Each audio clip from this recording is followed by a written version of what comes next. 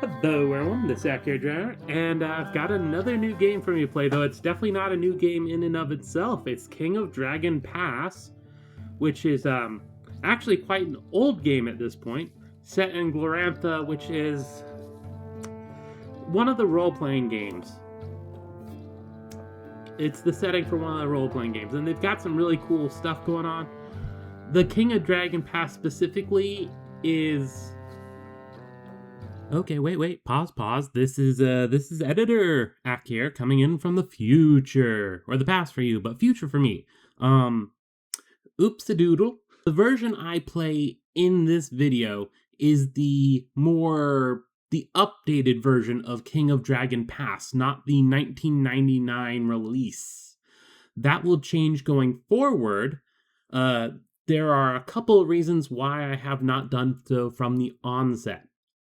Firstly, I must admit part of the reason I didn't mention it is because it was frustrating trying to get the original one to work. You have to literally go into your processes with the task manager and go to the process for the game, which when you open it, doesn't actually open unless it's set to the original setting, which then makes your main monitor change to the 640-480 resolution and messes everything up. But yeah, you go into the processes, you find the process for the game because the game doesn't show up. You select the details, you go into it, and you find the processes. Actually, let me check to make sure I'm saying this right, just in case someone else needs to do this. Go to details, then you get the thing that you were looking at, and analyze weight chain is the option that you have to choose. And then it comes up with the process for the game and a little mark where it's like, hey, there's stuff below this. You open it, and there might be processes that it's waiting on. And you close those processes, caveat emptor, might screw your computer up a little bit. Thankfully for me, there's only one process that causes it to not work, and closing it didn't kill my computer. So that's nice. Also, then I had to go onto the GOG forums after a bit of internet searching and find a specific exe that makes it so that the original game plays at full screen without having to go through the trouble of the whole 640-480 and whatnot, because just using the windowed argument in the executable does not work necessarily. Some people it might work for, mind you. It did not work for me. So yeah, a bit of a hassle. I will now show you a couple of screens. Bam. Bam. There we go. This is what I want to experience in this game. And going forward after this, it will be what I experience. However, there is one other important thing for why I play the newer version of King of Dragon Pass, which was, I think it's the one designed for mobile, though the mobile one might still be, complex nonsense. But yeah, it has the tutorial actually in the game. Not that there isn't a tutorial for the original King of Dragon Pass. It's just that for that, you load a special save file and then you follow a manual. Whereas with this new version, it has the actual prompts on screen, so I don't have to faff about with that, and you can actually see them in what I'm doing. Admittedly, it's a little bit piggledy-wiggly, but that's life. Anyway, let's go back to the present time me.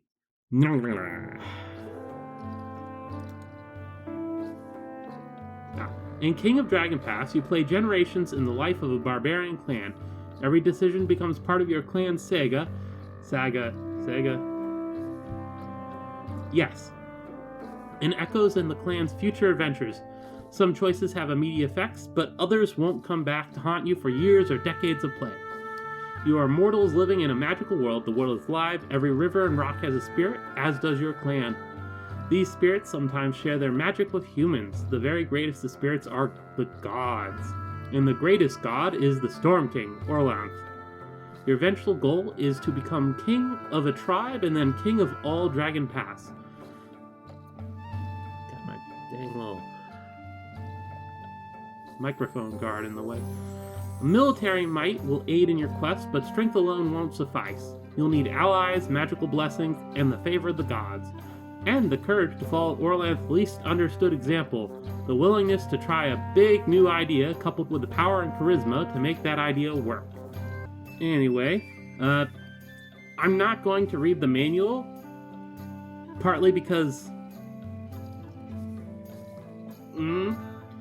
but also I've seen other people play this game a bit, or specifically I've seen Grimmeth play this years ago, and some more recent ones. But yeah. Also, I will note the black bars on the side of the screen are sadly just because this was showing how long ago it was. The original resolution is the small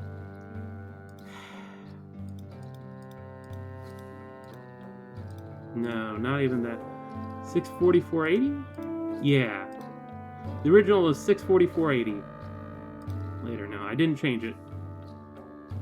Anyway, I guess I will mention that I bought this from Good Old Games because it was an option, and anytime I have a chance to buy something from not Steam and have it be a decent, worthwhile thing, that's what I try to do. Not because I'm against Steam or anything. Don't get me wrong, I have a large Steam library. But, well, first of all, Good Old Games is, free of DRM and stuff, which is very convenient. Also, they do a better job with these older games across the spectrum, instead of, like, there are specific ones that do really good with the Steam stuff, but, here we are. Anyway, let's play. To shrink this tutorial box, click it. Click again to grow. Okay. Yeah. There once was a time when gods and people walked the earth together. Your clan traces its ancestry back to those times. Your clan history begins when you joined the forces of the storm god Orlanth. Back then, Orlanth was simply one of many upstart, rebellious gods bent upon conquest of the world. Orlanth's unique contribution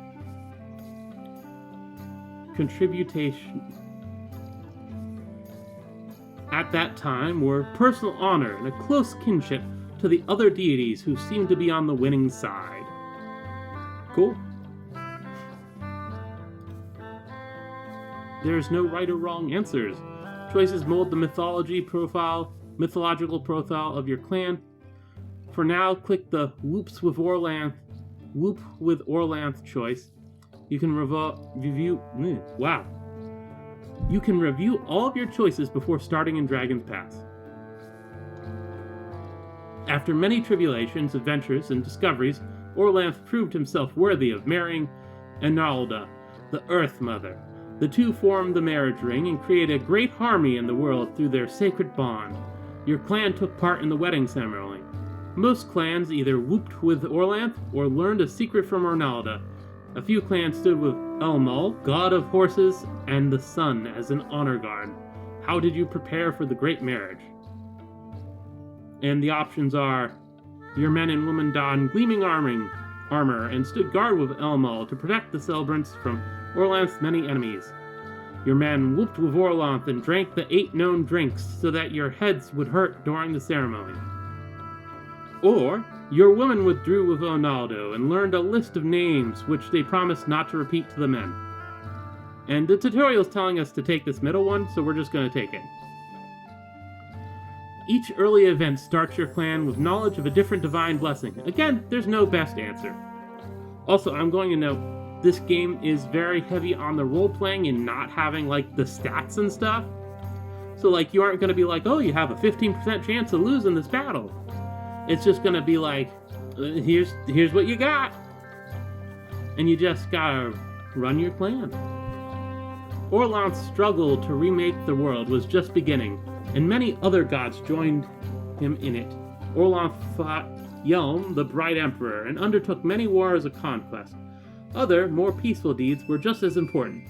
Your earliest famous event was The healing of Orlanth. When the merciful god Chalana Aro joined Orlanth's tribe. The 100-day hunt, when Orlanth and his son Odalia tracked the Sky Bear. Jested settlement, where Orlanth and his Asaris? I think it's Asaris.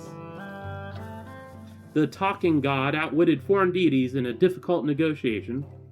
The procession of the animals, where Aralda, the cow mother, led the sacred herds into Orlanth's stead. When Barntar, son of Orlanth and Arnalda, learned of harnessing oxen in a plow. When Lancor Mai, the knowing god, learned how to use the marking bone, which could mark signs of power upon anything. When Pella, the pottery god, made the first pot to store grain in. Pottery goddess? Probably not much good before she did that. I am the god of pottery. What's pottery? I don't know. Renrotinia, lady of dance, first did the clan-making dance. I'm going with the procession of animals where Aralda, the cow mother, led the sacred herds into Orlanth's stead. Steed. Stead? I think it's stead. Mostly because a lot of things I've seen where it's failure, it's, we ran out of cows. So I figure being in good with the cow mother probably is a good idea.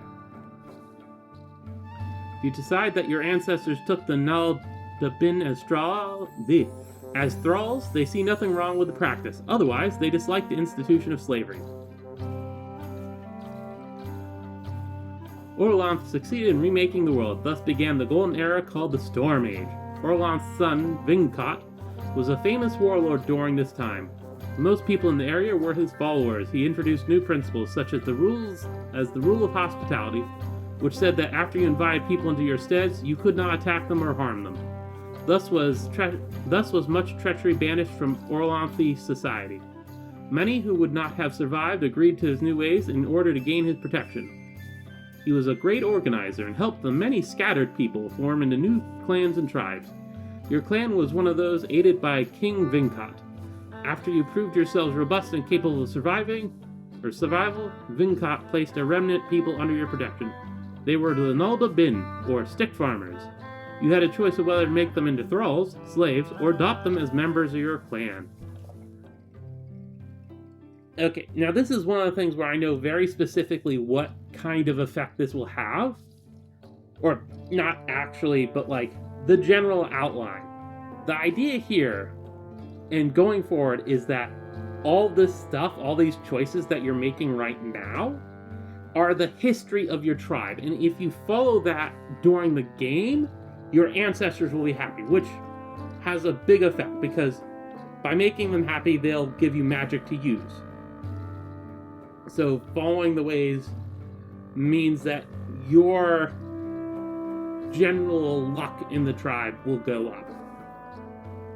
Which is another thing sometimes magic is referred to. But yeah. I'm going with it as adopted families just because I've been raised in a society where slavery is not seen as cool. I'm not saying you shouldn't choose thralls, but for definitely my first playthrough of this, which this is, I will say, this is my first playthrough, I'm going to go with that. Your ancestors expect you to retain enmity to their ancient enemies, who are still around to bedevil you. So basically this is, you choose someone to be an enemy of, and then you go in and it's like, well, we're going to be enemies to them still. The foes of the Vinkatlings were many, and your people fought hard against them. Which of them in particular did you fight? Bashkang the Troll Lord, Ukar Gra, King of the Buzzmolly Beastmen, Chinkus Moor, the Elf Warlord, Tada the Green, Champion of the Flatland, called Prax, Vesvena, Warlord of the Ice Tribe. I don't really know much of any of this. I'm going to choose Chinkus Moor, the Elf Warlord, because Dwarf Fortress. Go figure, right? The Storm Age ended in disaster when the gods and creatures of chaos came and destroyed nearly everything. Orlanth and his allies fought hard, but chaos almost always won. Many gods died, and new ones rose to prominence. Many people died, too. Catastrophe shook the world, the sunfall, the rain of blood, and the terrible laughing tsunami. The darkness got so bad that even Orloff and his companions had to abandon humans to their own destiny. Only a few deities, either small ones or weak ones, remained. The world stagnated and died. Your clan was diminished to a ragged handful of hardy survivors. War clans can devote more clan magic towards war, and more of the farmers can muster to fight. Peace clans can devote more clan magic towards crops and herds. Balanced clans are in the middle. Akhier, the king, was the leader who emerged amid the turmoil of the darkness. The efforts of Akhier and his companions helped set the world in order again. He created the laws that we follow to this day.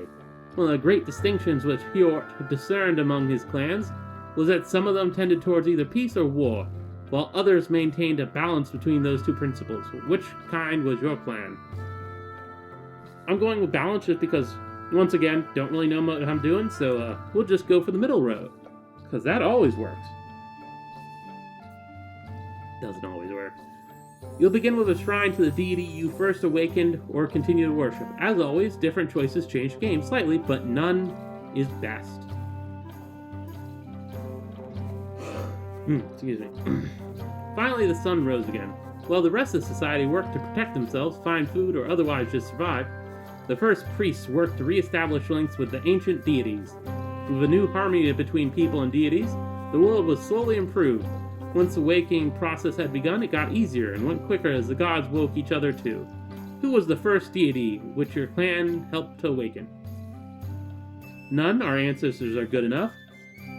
None. We retained worship of our living deity, Elmal the Laurel Thane, Urox the Storm Bull, or Adalia the Hunter. And then we could wake up Ornalda the Mother Goddess, Orlanth the Father, Asaris the Talking God, Lankor Mai the Knowing God, Shalana Aurora the Healing Goddess, and Oralda the Cow Mother. Once again, I have no clue what any of this is, but I'm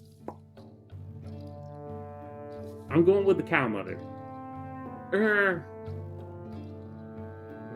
Father.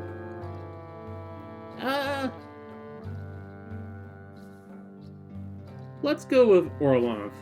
He's the main god that we worship, so might as well. Things have been different since the dawn, 1300 years ago. Orlanth and the other gods retreated from the world, leaving it to mortals.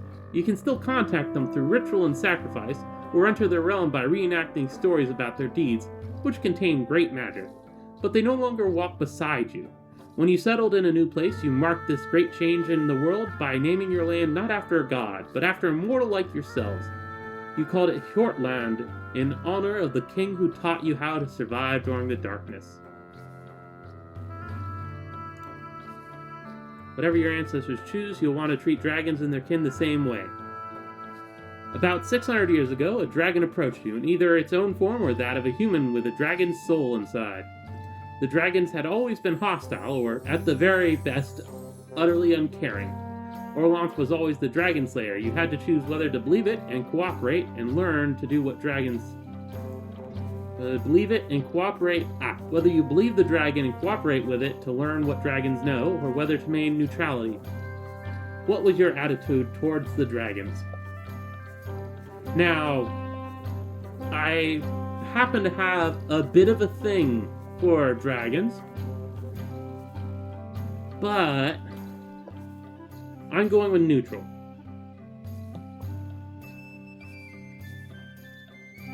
As much as I would like some dragon knowledge, I'm going with neutral, just because it's they were hostile to us to begin with, and also I knew this was coming, so I figured neutral was a good one. Most of the people who said yes to the dragons moved to Dragon Pass. Oh hey, look, that's where we're going, isn't it? I wonder what it tells us about the past of that place. A land to the north of your home. Ah, it's north. You stayed in Hjortland, and it's a good thing too. For a little over 200 years ago, the dragons rose up and ate everyone who lived in Dragon Pass. Oh. Yeah, that just happens. They ate the Orlanthi along with all the other foolish human dragon friends. For a long time, no humans went to Dragon Pass. They were sure that the dragons would eat them too. I don't like being eaten by a dragon. I am a dragon. I don't eat people, but I'm not gonna be eaten. Recent events made you think twice about the abandoned land of Dragon Pass. A generation ago, an usurper who called himself the Pharaoh came to Hortland and started a civil war. Your clan broke into disputes, sometimes violent, and about whether to support the Pharaoh. In the end, your group of dissidents decided it would be better to risk the dangers of Dragon Pass than to stay and kill your own kin. The greatest sin an Orlanthi can commit. Those unable to live under the Pharaoh would move northward to Dragon Pass. People of similar beliefs from other clans had already made the same decision and settled there, so you made a new clan, just as your ancestors had done in the days of King Huart. Large borders are harder to guard, enemies will find it easier to elude your patrols. It's right in the corner there. Your new clan made the dangerous trek to Dragon Pass and selected a place to live. Like the other Orlanthi refugees from Portland, you settled in Quinniveland, a mountainous area in the in the southeast of Dragon Pass. You would call these lands your home, or Tula. Tradition required to make a formal land claim. How much land did you claim? As much as we need, no more. More than we needed to grow into. Lots more than we probably needed. Huge tracts, far more than needed. Far more. I'm going with more than we needed to grow into, just so that... Yeah. It's harder the more you get, but you also need more eventually just to grow your clan and have more cattle. So more than we need to grow into. Stick with normal difficulty and short length for your first game. Gonna do that. Restarts let you start over and make new choices. Click play to begin the story in Dragon Pass. Victory condition. Forge a tribe and reign king for 10 years.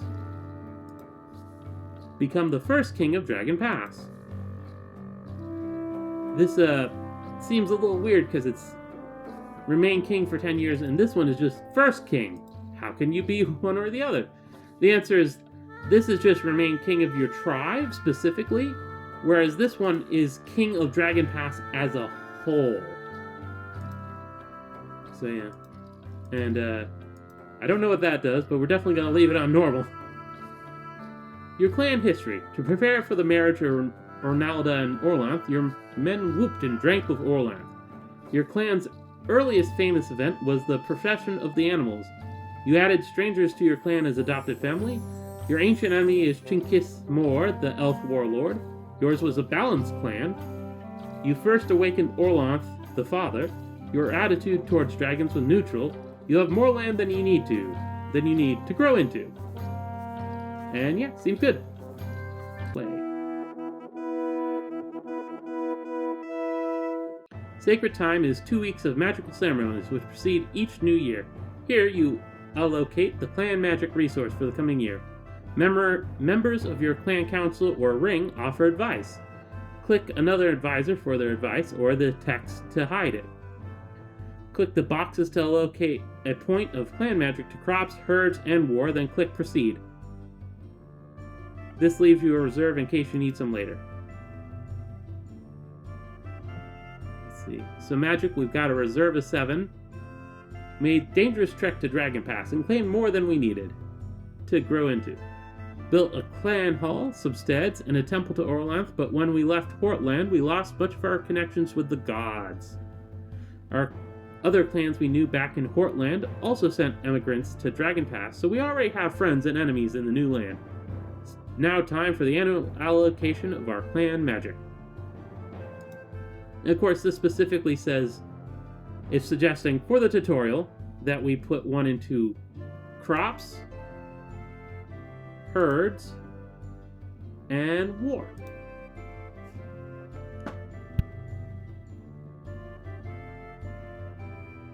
Excuse me.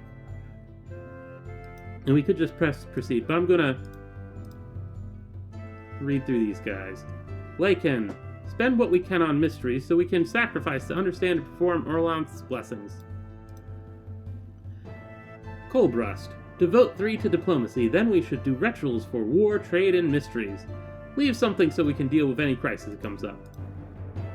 Keep at least 1 point of magic in reserve in case we need it for something unexpected. Spend all we can on mysteries, then we can sacrifice for understanding of the important blessings. It's easier keeping people healthy than trying to cure them later. I think we should allocate 2 to health magic and conserve a few points in case we need to call on Chalana Arroy during the year. Allot 2 to crop magic. Our herds are also important, so earmark 1 for them. Leave some magic available in case we need to call on the earth goddesses. By the way, with an Uralda worshipper on the wing, we could perform more livestock rituals.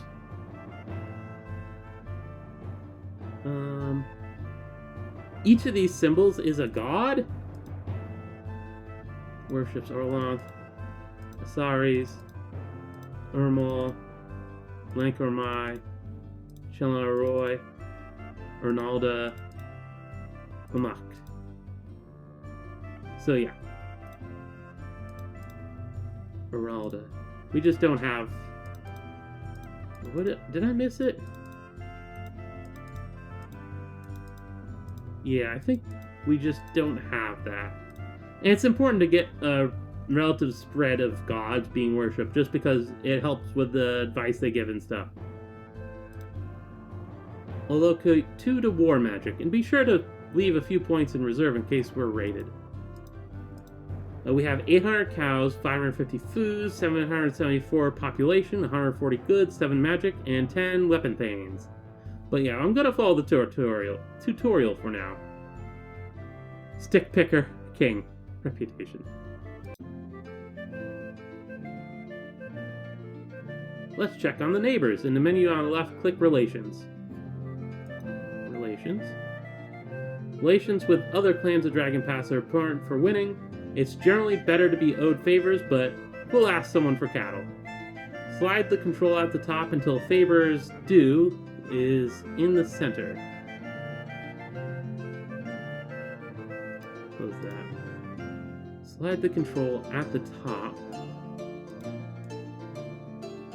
Favors we owe, favors due. Click Gorand. Click the info balloon if you want to hide it. Click the emissary button to send an emissary. Gorand. They're known for a large boulder with war powers. Their chief is Saranil. They owe us a favor. Emissary. The dialogue chooses Colbrust as our best diplomat. Press a small picture of his face. Which... It's him. Sure enough, he has excellent bargaining skill as well as good leadership. Leave him chosen. Click Ask for Cattle. Where is the Ask for Cattle?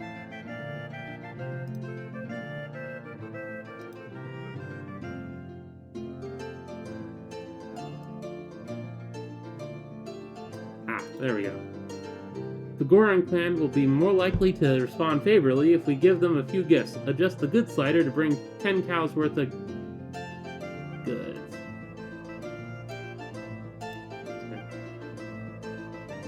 And 8 footmen. And click send.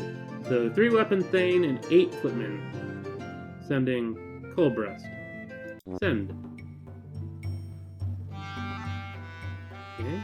While the mission is on its way, events require your attention. The ring will advise you. When you click someone, their recommended action highlights in blue. Colbrust can't give advice.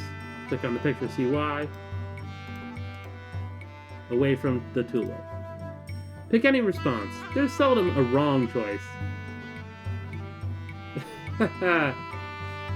Seldom a wrong choice. That's, one way to put it. Okay. Sora Goodseller, a trader priestess of the talking god Isaris, comes to trade. In exchange for the usual exchange of goods, she asks if we have any white horses. Oh, we have some light gray horses. None can truly be called white. We should at least show generosity, so she will spread our good name to other clans. So he wants us to apologize for not having one and throw her a feast, or offer to save the next white horse for her. We could paint a horse white. I've done it before. Which is sell her another horse. Although we can't fulfill our guest requests, nothing says we have to honor unreasonable requests. So either offer to save or sell her another horse.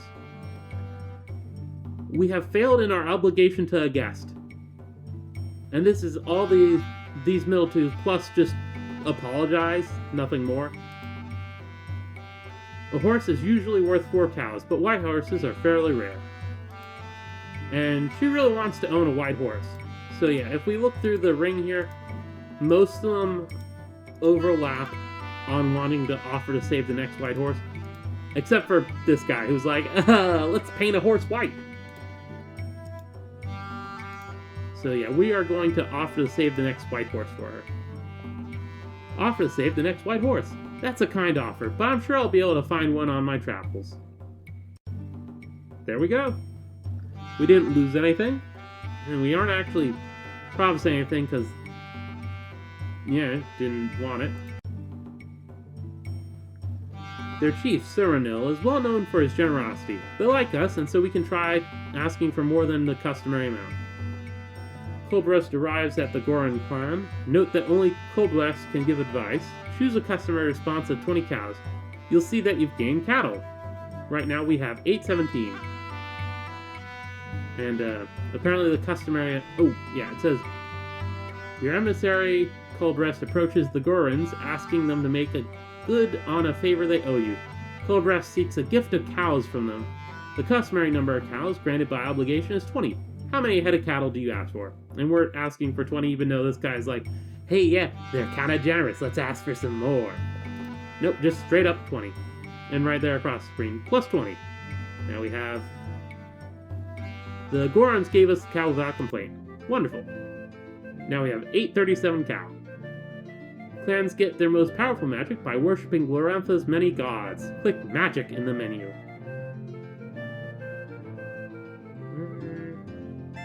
Oop, there it is. In the list of deities, choose Hamakt, the god of war.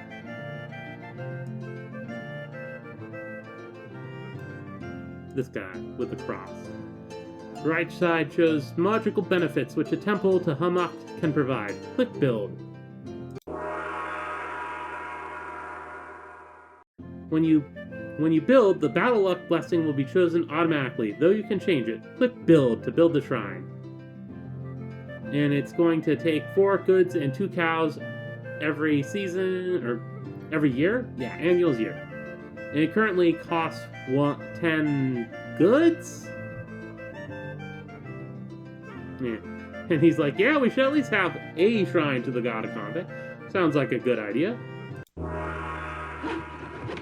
In the list of deities, choose Hamakt, the god of war. The god of war and death and of all endings. He is the patron of the severest of warriors, each of whom has a list of stringent vows to uphold. Shrines give 1 permanent blessing, which is battle luck, and improves our chances of winning a battle. Okay.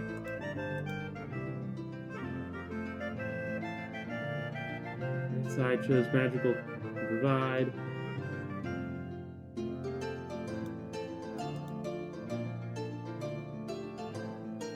I think we did this already.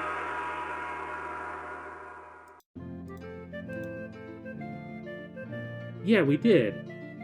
I think the,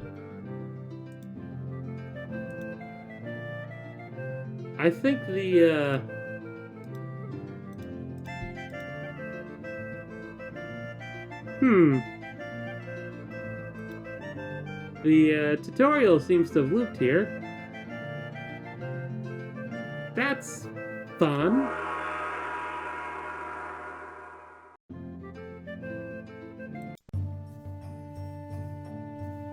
Okay, maybe it wanted us to build too? I don't know. It didn't say, like, choose it again or anything. That's weird. Another crisis. Choices here impact dealings with 2 other clans and the mood of your own. Ignore your advisors and insist that Corel marry her. Everyone is gossiping about what happened a few hours ago. The young woman, Iana Salara, was found out in the forest making love with Corel, a notorious poet and troublemaker warrior of the Heron clan. Corel left without a formal farewell. Eno Salara is unmarried, so her actions are not an offense against the gods, but she is betrothed to Jurator, a young thane of the Naldori clan, and the wedding is scheduled for next season. Their Jurator's clan is allied to ours. Coral's clan is on the cusp of feud with us. A marriage is like any other trade. You must tell your trading partner fast so he will not complain later. Coral's poetry is fine indeed. More snakes live in the mountains than any old fool thinks. Enosolara has done nothing wrong, nor has the otherwise disreputable Coral. It would be absurd to marry her to him. Coral will cause trouble for Juratar if we allow the marriage. This is juicy gossip, but we need to plant our fields more than anything else right now. Let's just hope Coral didn't impregnate her. Fair enough. But yeah, the tutorial is saying to ignore your advisors and insist Coral marry her. The matter is not yet resolved. Before raiding Coral's clan, the Harani find out more about them by clicking on them in the clan list.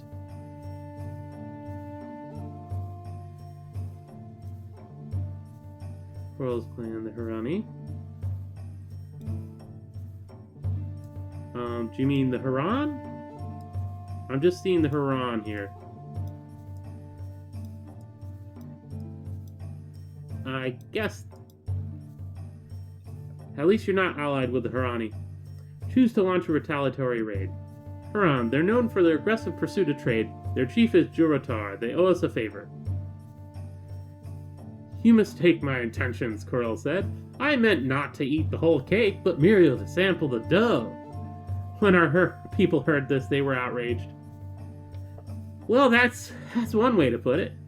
Especially in the kind of culture what Deerland live here.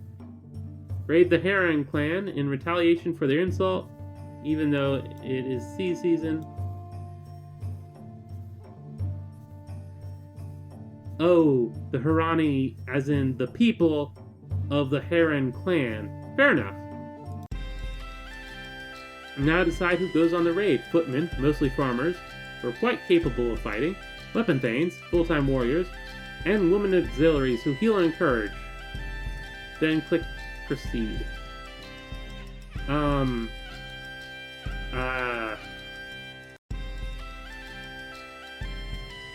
It's chosen this. I guess this is what we're gonna do. Or, you know what? Oh, they're not giving me advice on...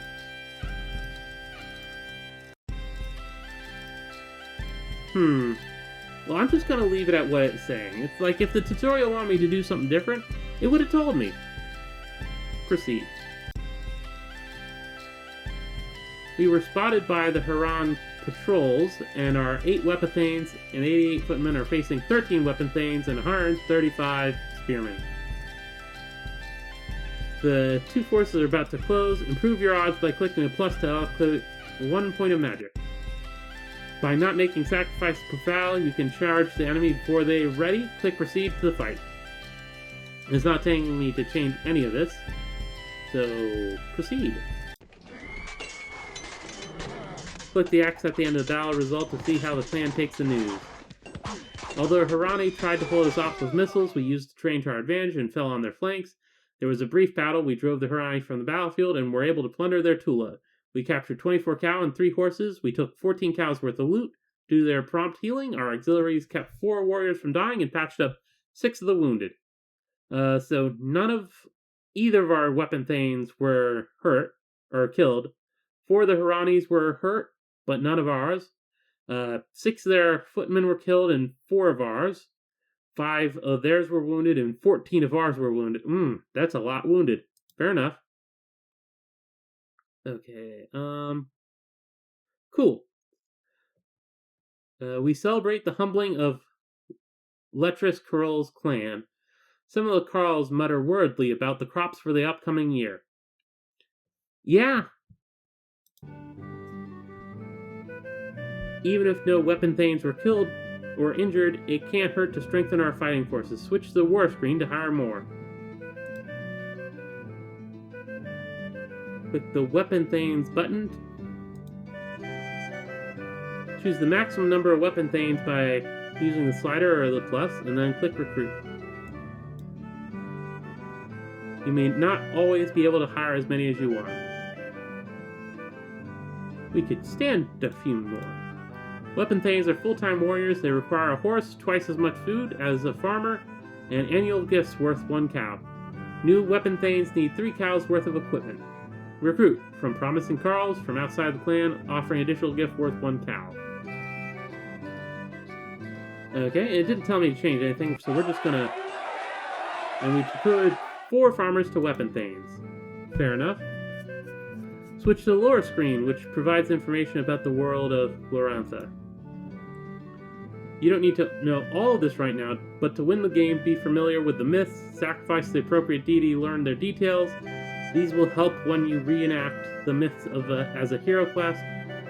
The hero quest duplicates the feats of the gods to gain magical benefits. Click the Sword Story. Sword Story. A pathetic fellow called Ermol finds a new weapon called Death and uses it to slay Grandfather Mortal. He shows it to Orlanth's brother, Hamacht, who takes it from him. Despite Hamacht's attempts to control it, use of the weapon spread, and soon killing becomes commonplace.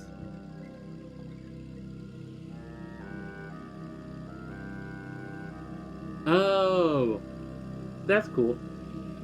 So this is like the myth of how death came about for people. Even though it's shown like a sword here. It's basically saying this guy found death and then killed Grandfather Mortal with it. And Hamacht, Orlanth's brother, takes death from him. But despite Hamacht's attempts to stop it from spreading, death becomes a thing. And specifically soon killings become commonplace. Most of Dragon Pass is still unknown since your clan just arrived. You have a basic idea of the geography from when people lived here before. Switch to the map screen to see what you know about your new home.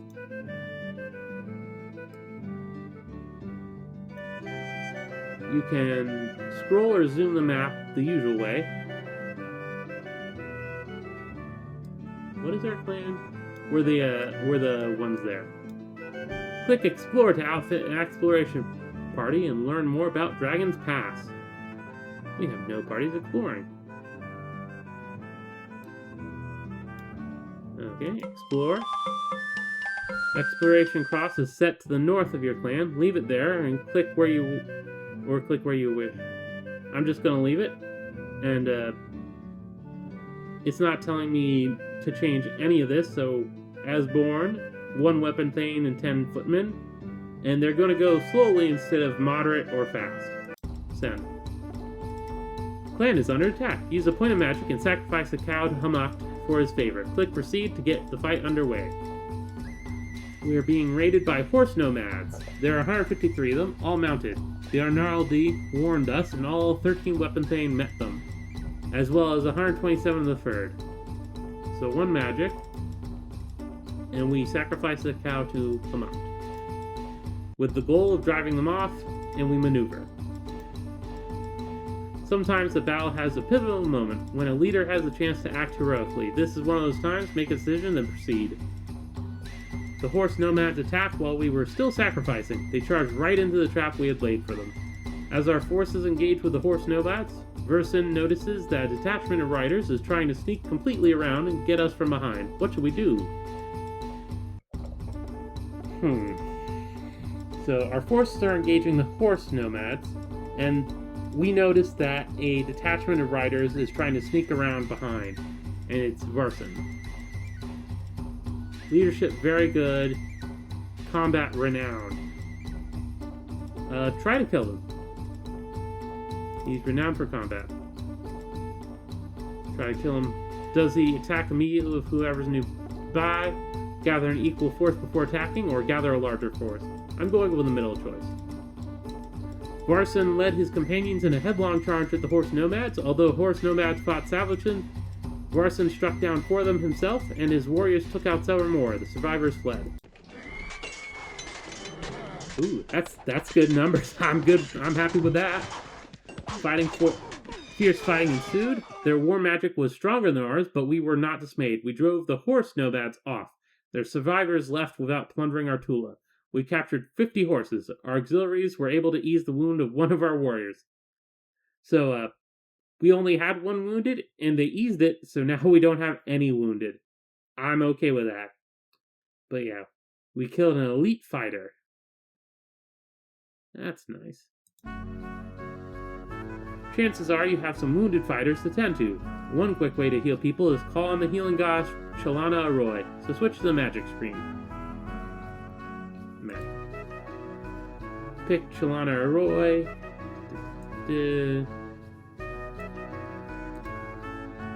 Then click Sacrifice to choose Sacrifice. The healing button to select that. Click the healing button to select that blessing. If you have no wounded, just click the X to leave the dialogue. Otherwise, choose at least 15 goods to treat the gods to heal. 8 sick, 2 wounded. Okay. And we don't have the ability to cure the sick, so we are going to go with what it says, 15 good.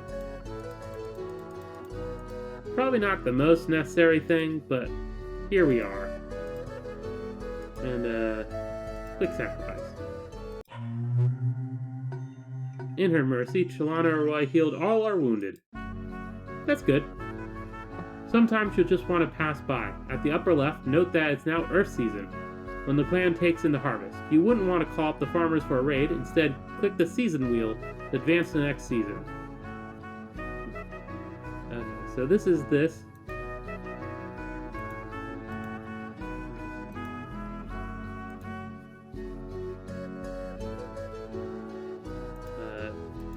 Click that. There we go. Ha! It didn't look like it fit the situation we were in. An earlier decision has a delayed effect. See what your advisors have to say. Sometimes matter brought before the clan ring are not truly issues for the ring to settle, so leave this matter to her kinfolk. Anna Solara, whose betrothal to Juratar of the Ernaldori, was broken off after her seduction by Coral the poet of the Harani, is now pregnant. Ina Solara is very happy, but her kinfolk see her pregnancy as a reminder of an embarrassed chain of events. You don't say. I guess the guy got more of the cake than he thought he would. Coral's clan dislikes us more than Jurator's clan, so encourage Jurator to marry her. And this is one we're going to choose because of the tutorial, but encourage Jurator to marry her, encourage Coral to marry her, scold Ina Solara for being careless, scold her kinfolk for being unreasonable. So this wants Jurator to marry, no specific one. Good King Oskal was born outside of the marriage bond. Ersora's kin are being unreasonable, they need a good talking to, so we scold their kin. Solara has broken neither law nor custom. This is a private matter and so should remain so leave it to the folk. Solara has broken neither law nor custom. Why are we bothering with this trifle when it's harvest time? And it will be easier to force Juratar to marry her than to force Coral. But yeah, specifically we're just going to leave it to the kinfolk. And people were happy that the ring did not interfere. Because believe it or not, people don't like it when governments do this kind of stuff on them. Sometimes it is something that needs done, but this is not that case. As our advisors are saying, there wasn't actually any laws broken. Your expedition has returned with another opportunity. Decide how to handle it. Your clan ring can advise you. The newly explored territory will be shown next time you look at the map. Your explorers encounter a woman from Portland while mapping the northeast. Her name is Arandra, and she is fleeing from her homeland. I slew an agent of Pharaoh who sought to tell chosen Orlanthe chieftains how to interpret the laws of our people. Although my act was just and supported by the spirits of our ancestors, the leaders were too afraid of the Pharaoh to stand up for what is right. They outlawed me and sent pursuers to kill me. I think I've outdistanced my pursuers, but would be lying if I said I was sure of that. The explorers were moved by her words and brought her here, suggesting that you should give her Aslan. Okay. Let's see what the people say. We have proven ourselves to the people who love and trust us. We can afford to decide the way we want to. Not that helpful. Just saying, oh yeah, do what you want. And the people admire her. Adopt her as a weapon thane in the chief's household. After Pharaoh displaced the rightful rule of our land, he said we would be allowed to live in peace. But his officials were unrighteous and drove us to settle rough lands. So, once again, adopt her as a weapon thane in the chief's household. Give her 10 cows worth of easily portable trade goods. See her on our way with gifts. The Pharaoh will send evil sorcerers who will kill half the ring. Turn her away. Do we really need another weapon thane? Give her hospitality and see her on her way. By all means, adopt her and honor her as a great foe of the hated Pharaoh. So yeah, going across this all, we've got 1, 2, 3. So like almost half the ring want us to adopt her. And I think I'm gonna go with that. Just because yeah, good job. Population 1, weapon thanes 1, mood plus. The people were proud to see a foe of the Pharaoh honored in such a fashion. The harvest was bountiful this year. However, because we raided during the sea season, we were short-handed and couldn't fully reap Ronaldo's bounty. It's dark season, and Minara reports the final tally of the harvest. It's worth paying attention to the agricultural calendar, even if this tutorial didn't. Yeah, you didn't... Fair enough. The game keeps track of what's been going on. Switch to the Sega screen, which shows your clan history. Later you may decide to restore a game by using the Restore button. Click the season wheel so more time can pass.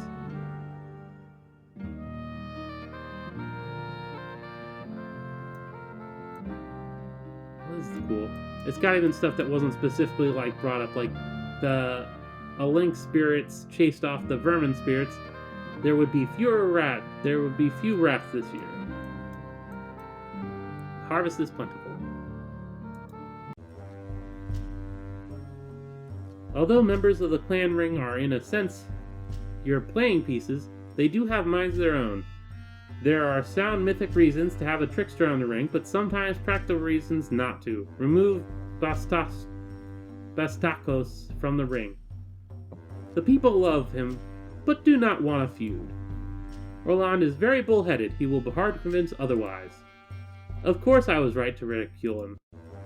I can convince Orlgard that a trickster's insults should not be taken as seriously as those delivered by a normal Orlanthe. He was right to insult Orlgard, but wrong to fondle Orlgard's wife. Oh, I guess I should read what actually was happening over there, huh? Unacknowledged japes often made fights worse. Once, for example, he helped the dwarf kill many elves with the thing called death, and he did it for a laugh. Have them duel. Just a second. Stay hydrated, kids. Orgard, a thane of the Haran clan, comes to complain that he was insulted by a member of your clan ring. Bastakos dined at our clan hall and spent the entire night insulting me. He waved his bare buttocks in my face, touched my wife in an improper manner, and chewed food in my face. Because he's a clan member of your ring, my clan considers any insult made by him to be an insult made by your entire clan. Unless you punish him, there shall be war between our clans. Oh, it's just at the bottom, so it's, yeah. And, remove him from the ring. Honestly, yeah, I see that. He went a little far with this. Mood plus. Beauregard was pleased by our justice, and the people were happy that Bastakos' insults would no longer seem to come from the entire clan. The ring now only has 6 members, so go to the clan screen. Click reorganize. Notice he's missing there. You can sort the clan leaders in several ways. Click a leader for their opinion. Note that Bastakos can't return to the ring for a while. Find Brenna. She has high bargaining. Then click the box to choose her. Click reorganize to appoint. She has high bargaining. So I'm guessing if we click bargaining, it'll show us. Here's Brenna. Age 31. Note, age is important because this is in the past. Well, different world, so like not as much, but like an old setting, so you don't necessarily live to a ripe old age as we would recognize it. But yeah, Brenna, high bargaining. She has very good bargaining, which is actually the best that we got. Or Colbrust had excellent, but he messed it up.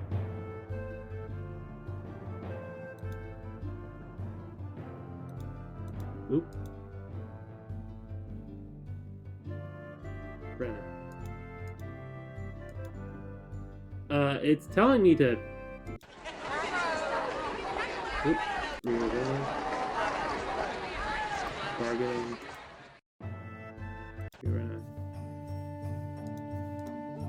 There we go. A problem has arisen within the clan. Choose the first option to try to smooth things over. One of your Carls, Bernargust, complains that his wife, Annette, dishonored him. It all started when he went to worship at the Black Rock Temple and was insulted by Jarnander, one of their Carls. He challenged Jarnander to a duel, but Annette did not want to fight him. When the appointed day of the duel arrived, she found where the men were fighting and knocked Bernargradus dizzy with a big branch. He could not complete the duel and has now lost his honor. And wants us to choose convince Bernargradus that Annette had his best interests in heart. That didn't work. Duh. Even the most silver-tongued chief can't always win over the people. Try something else. Tell that to the goose egg on my head. Fair enough. You anything but encourage him to duel. The Black Rocks are happy with us as it is. Let's not worsen the matter by spilling blood. Although both of them think they're in the right, Bernargus will respond to a scolding better than Annette. This is not a matter for the clan ring. Both Bernargus and Annette are bullheaded. Bernardus' complaints to us is not about Bernarda's behavior, but about Annette's. As husband and wife, they are kin, and we should not intervene in a dispute between them. Scold the ungrateful scoundrel Barngradus. Scold them as well. The women will be unhappy if we mistreat Annette. Neither of them are especially good fighters. If they do, they will probably wear each other out with no serious injuries.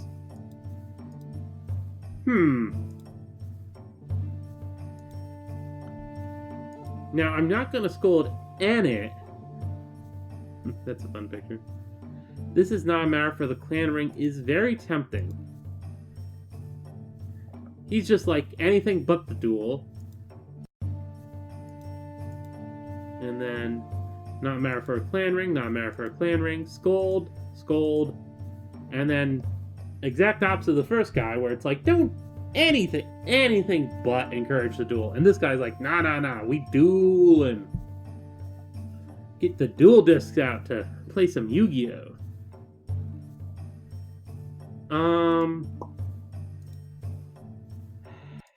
Where are you?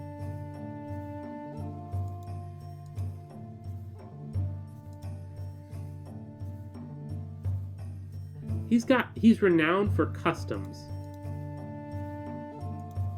What are you? Very good with custom. And just good. I think since he's good, has good knowledge of the customs, we will go with this is not a matter for the clan ring. Mood plus. The people were happy that the ring was wise enough not to involve itself in a petty dispute. As for Barngratis and Jarnadar, they eventually clashed again, but neither was skilled enough to do more than win the other, and they let the matter drop. So yeah, as the one person said, they're not good enough to actually hurt each other, but it wasn't us telling them to do that. You have played 1 full year now. That's it for the tutorial. Learn more from the manual, keep playing with consequences of previous decision, or start a new game from the control screen. Have fun. 33 babies were born. We initiated 19 children as adults. The clan has 10 more people, 22 more head of cattle, and 54 more horses than we did last sacred time. We produced 935 and ate 794 bushels of food.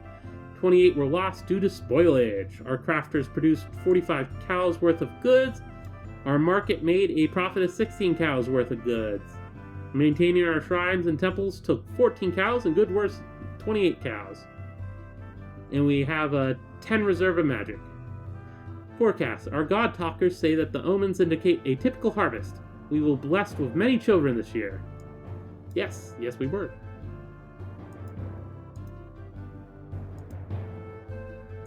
I think that this is a good point to stop. I will mark this as the video, not as a part 1 or anything like this. I will mark this as me playing the tutorial and next video, because it is an hour right now.